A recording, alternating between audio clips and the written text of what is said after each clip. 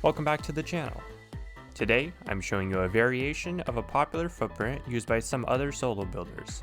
While some of them are certainly great, in comparison, this base cleverly retains most of the features while being more simple and cheaper. Introducing the Cerberus. A feature-packed solo base meant for players who want the latest and greatest without the complexity of using multi-TC, floor stacking, or wide gaps. The base retains internal and external peekdowns despite it being single TC. Not to forget about the roof, it is also heavily protected thanks to 3 ankle-biter roof peaks and turrets. Of course, you can always take the fight to players from the roof battlements or from the 360-degree shooting floor. And that's not to mention if raiders find themselves in any major part of the base, they'll have to deal with numerous auto turrets. Thanks to 3 external respawns and custom gatehouses, you also have multiple opportunities to flank raiders or play compound. Of course, there's more to a base than just defenses. This variation remains very comfortable for minimalist solo players considering the compactness of the footprint, and has the potential for you to really maximize the space as you see fit. And of course, the base can be realistically progressed in stages and starts being defendable before it's even finished. When compared to those other designs, this base has a very respectable upkeep considering it is only 1 TC for the main base. It certainly won't be winning any awards in terms of raid costs, but it still puts up a decent fight and is on par with other bases in the same price range. Before we jump into the tour, I'd like to thank a longtime supporter of the channel and today's sponsor. Special thanks to CorrosionHour for sponsoring this video. CorrosionHour is a gaming community and website that provides useful resources for Rust players such as game updates, in-depth guides, base designs, server information, and more. Their incredibly friendly staff and community are always happy to answer your questions in their Discord. You'll often find them hosting monthly events and giveaways too. The team at CorrosionHour have been longtime supporters of my channel, and they are genuinely good people, providing a great wealth of information and services at no cost to you. So please check them out at CorrosionHour.com and be sure to join their Discord community. With that being said, let's get back to the video. Approaching the compound, we see one of the 3 roof disconnectable external TCs that is connected to a custom gatehouse. Each external TC houses a bed and locker for you to respawn in to flank players.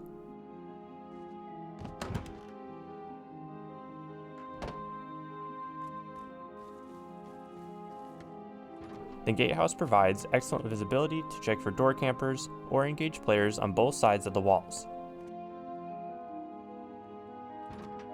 Entering the compound, we are visible to multiple peekdown angles. Heading into the base through one of the 3 identical entrances brings us into the inner corridor below the peekdowns. This has lots of room for boxes or other deployables while being protected by 3 auto turrets. Going up this ladder brings you up to the 2nd floor living space. You can really customize this area to your liking. Heading down into the core, we find our main battery and one of our storage variations. In addition to the TC, you can fit a dropbox and furnace into this compartment. The TC holds enough upkeep for over 2.5 days. Heading out of the core, we'll make our way to the 3rd floor, which has a bed respawn point and inner peekdowns.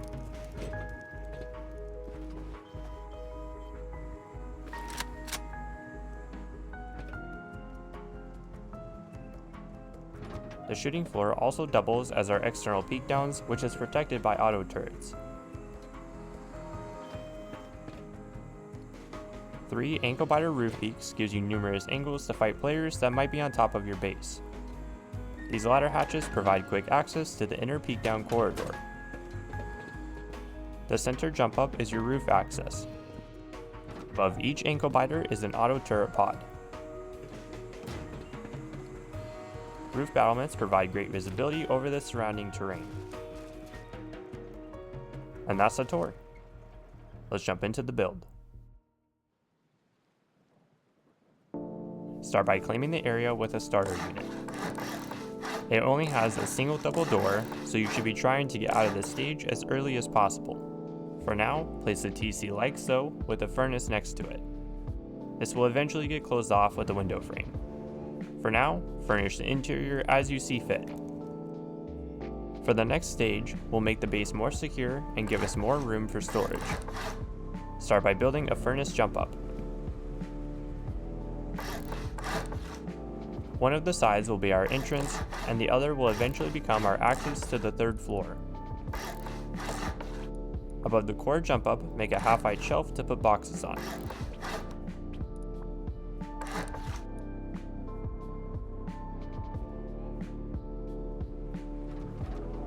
In the jump up on the left, you can put a workbench and a small box.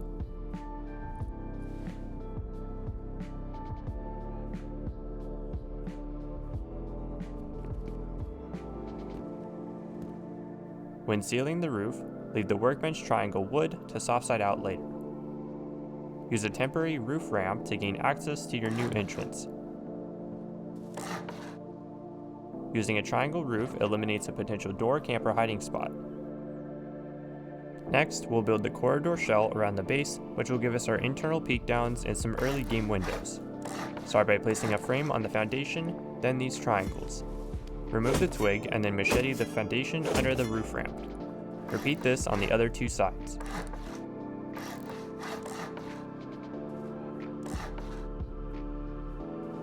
Once done, lay out these foundations.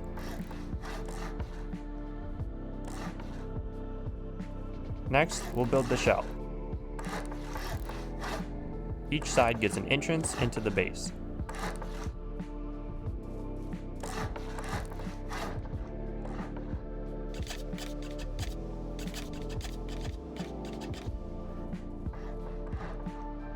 Use a furnace below the 2nd floor entrance to let you jump up to it.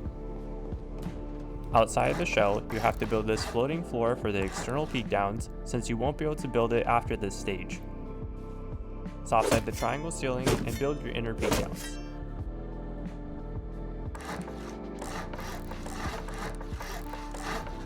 These triangle corners need to stay wood to soft side out later.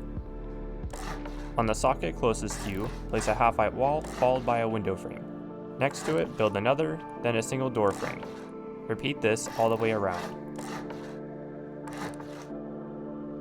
Then, occupy the frames. Build a half-height roof access jump up in the center, with the entrance side directly above the opening that leads to the 2nd floor.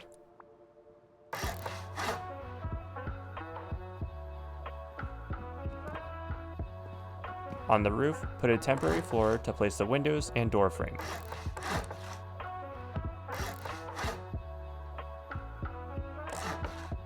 With the inner peaks completely enclosed, you can utilize the space with deployables or boxes. Remember to not leave anything valuable in here though, as there isn't an airlock yet.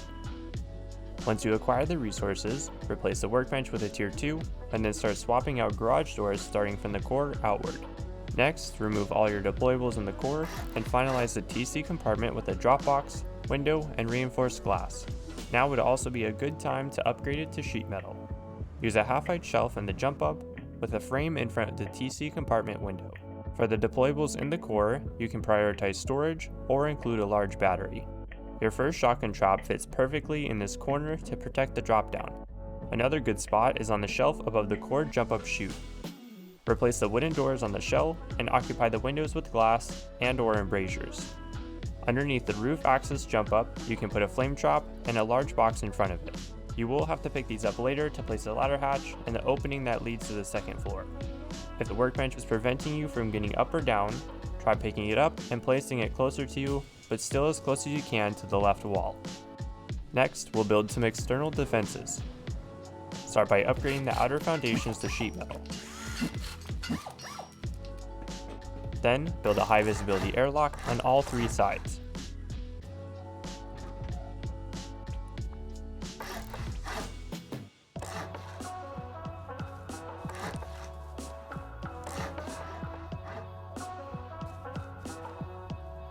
Next, we'll build the external peekdowns and shooting floor.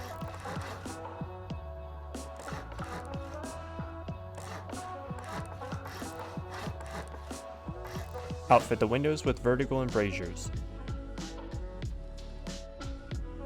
Garage doors go above where the ladder hatches will eventually be.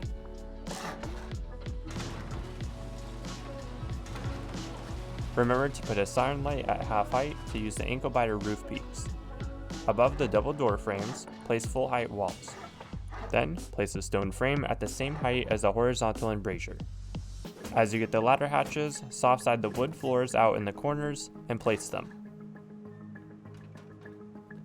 On the roof, cap the auto turret pods off of the ceiling. Then, place triangle roofs at half height. If you're having a hard time placing it, temporarily occupy the top wall socket.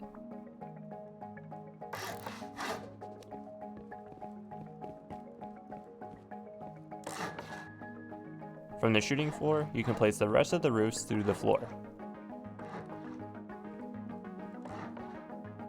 Throughout the wipe, upgrade these building blocks to their final build grade as you acquire the resources for it.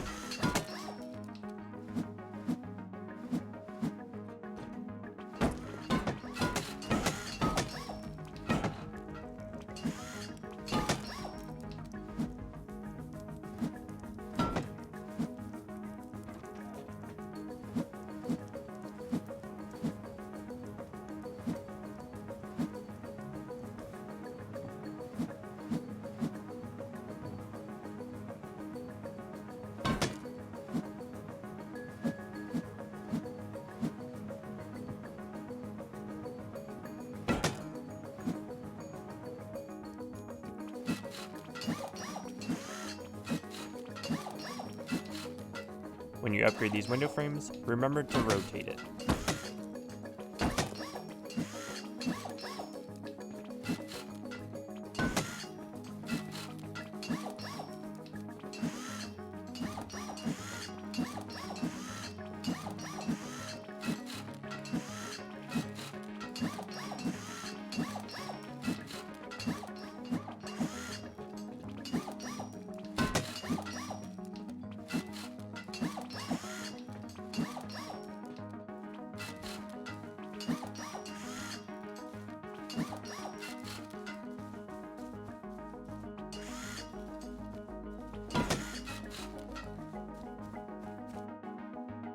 Feel free to furnish the interior corridor however you see fit. For me, I like to include a computer station, mixing table, and oil refinery. As a reminder, your results may vary depending on the terrain. Of course, you'll want to replace the workbench with a tier 3. For this one, you'll have to place the workbench first, ladder hatch second, and then the flame trap and large box. Locker goes against this back wall next to the second floor entrance. Make sure you can still walk in and out of the door smoothly. On the third floor inners, a bed and locker go up against the walls of the center jump up.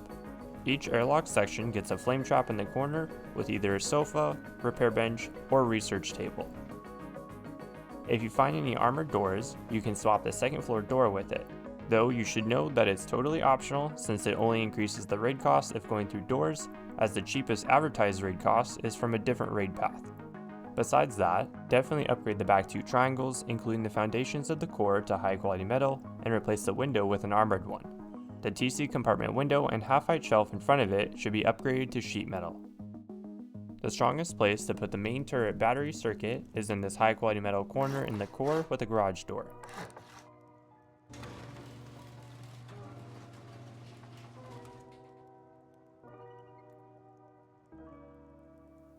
If you would prefer more box loot storage, you have the option of moving the large battery into a compartment like this on the roof.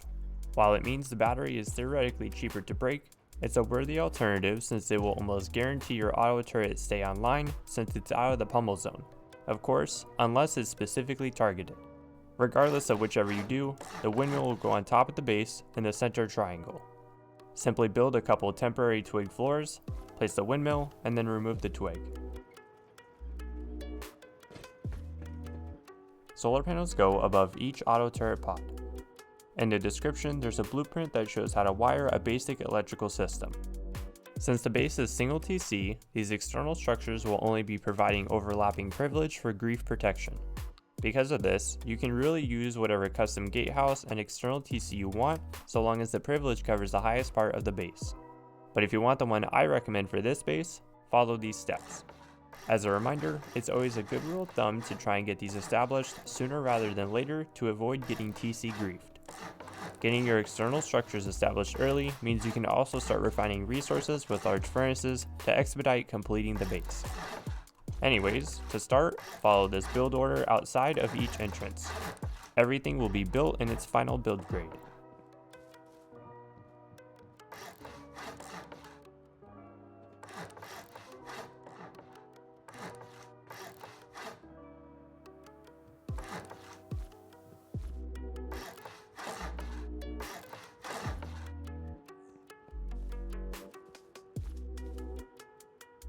On the gatehouse side, build a floating stone double door frame.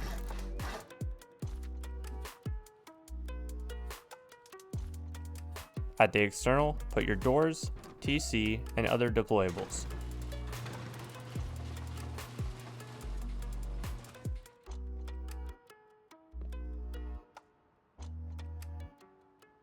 Place a locker up against the back wall and then a bed in front of it. Close the garage door and then place a small box as far left as you can. This box should contain extra high walls and meds. Outfit the gatehouse with doors and embrasures.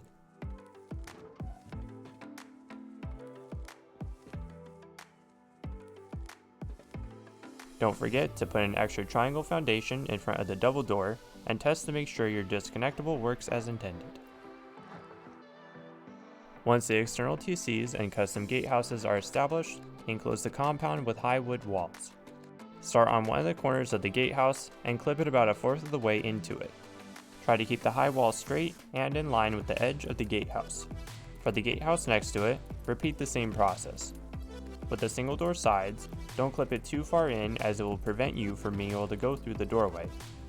Make sure to use the free look frequently to gauge the placement distance. Use twig squares to help place a single sheet metal barricade on top of each gatehouse.